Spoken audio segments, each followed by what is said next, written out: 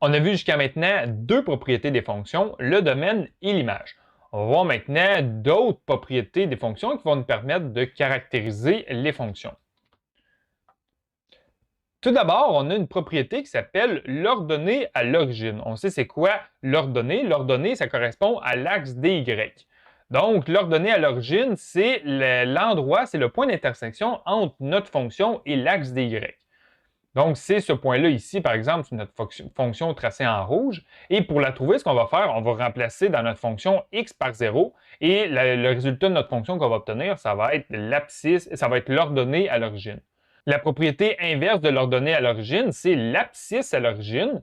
Donc, l'abscisse, on se souvient, l'abscisse, un des synonymes, c'est l'axe dx. Donc, on cherche l'endroit où est-ce que notre fonction va traverser l'axe dx, qui est à cet endroit ici dans notre exemple.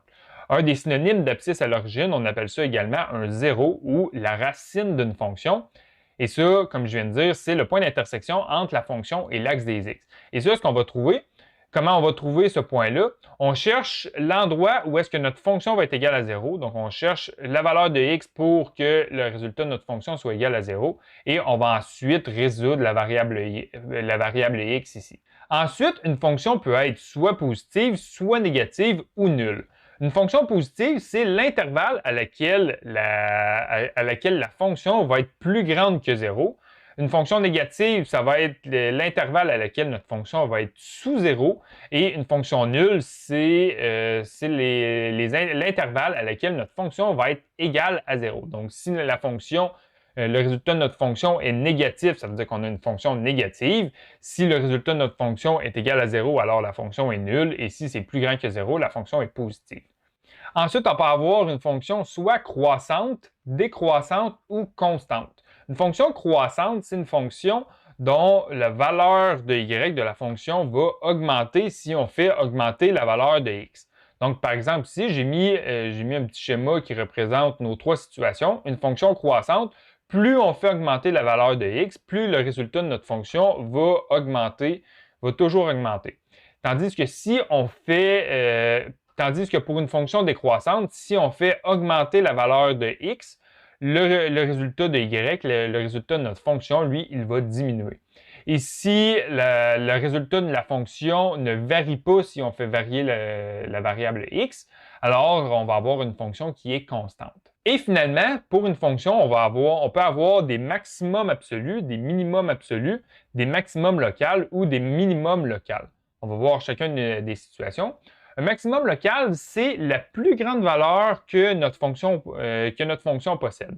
Donc, par exemple, ici, dans notre fonction, le maximum absolu, ça correspond à la plus grande valeur de la fonction. Donc, la plus grande valeur ici, c'est, par exemple, 17 ou 18. Donc, ça, c'est le maximum absolu de notre fonction.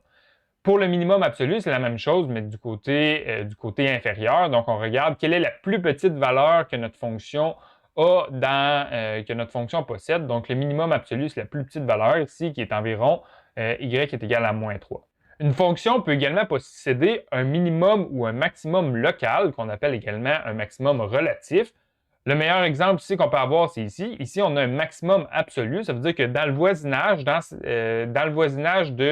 de ce point-là, il n'y a aucune valeur qui est plus grande que celle qui est pointée ici. Donc, en y, par exemple, en y est égal à 15, c'est un maximum local. Ça veut dire que si on se déplace à gauche ou on se déplace à droite, la fonction va diminuer. Donc, ça, c'est un maximum local.